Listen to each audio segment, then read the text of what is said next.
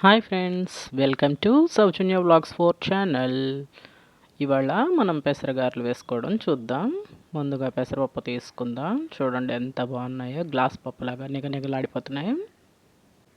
పప్పు తీసుకొని ఒక డబ్బాడు ఒక బౌల్లో పోసుకుందాం. ఆ బౌల్లో పోసుకొని మనం ఒక నైట్ సోక్ చేద్దాం. ముందు రోజు నానబెడితే తెల్లవారికి బాగుంటాయి అన్నమాట. సో నైట్ అంతా నానబెట్టేసేసి పొద్దున్నే లేసి మనం కడిగేసేసి మంచం మీద ఒక క్లాత్ వేసుకొని పొడి క్లాత్ ఆరబెట్టుకుందాం. చూడండి అలాగా మొత్తం డ్రై అయ్యే వరకు. పూర్తిగా డ్రై అవ్వనక్కర్లేదండి. ఏంటి అంటే పొడిగా తడిగా ఉంటే జావజావగా అవుతాయి గారెలు అనేసి పెసరపప్పు వరకు కొంచెం కేర్ తీసుకొని వేసుకుంటాం మేము. సో అవి డ్రై అయిన తర్వాత గ్రైండర్లో వేస్తాను. ఈ లోపల ఉల్లి ముక్కలు, ఆనియన్స్, తర్వాత మిర్చి, జీరా, అల్లం ఇవన్నీ చిన్న చిన్నగా కోసుకొని మనం ఒక మిక్సీ జార్లో వేసుకుందాం అనమాట. మిక్సీ పట్టుకొని ఇవన్నీ మనం అందులో కలుపుకుందాం. అదిగోండి మిక్సీ తీసుకొని అవన్నీ వేసుకునేటప్పుడు లాస్ట్లో కరివేపాకు కూడా వేసుకొని వాటన్నిటిని మిక్సీ పట్టేసుకుందాం. సో ఇందాక నేను మొత్తం ఆరబెట్టాను కదా, అవన్నీ గ్రైండర్లో వేసి మనం పలుకు పలుకుగా తీసుకుందాం. చూడండి నేను మిక్సీ పట్టానని చెప్పాను కదా, ఆనియను, అదిగోండి మిర్చి కచ్చాపచ్చిగా మెత్తగా రుబ్బకూడదు, అందుకనే చూపిస్తున్నా మీకు. ఆనియను, మిర్చి, అదిగోండి కరివేపాకు, జీరా అన్నీ మిక్సీ పట్టేసేసి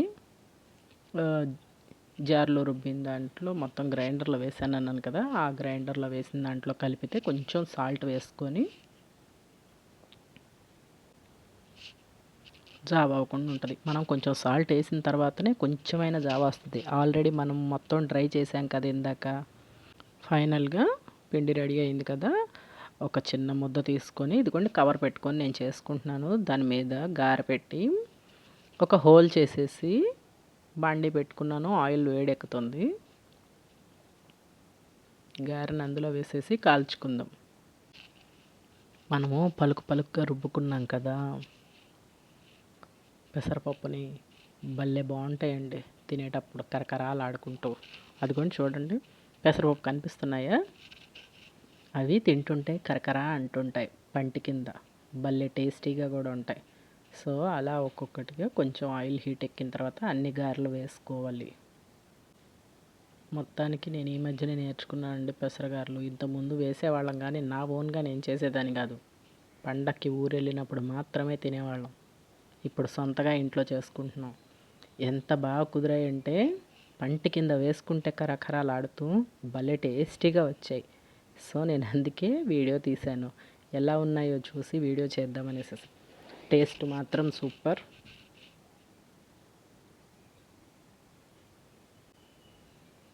ఇలాగా ఉన్న పిండి మొత్తం గారెలు వేసేసాను.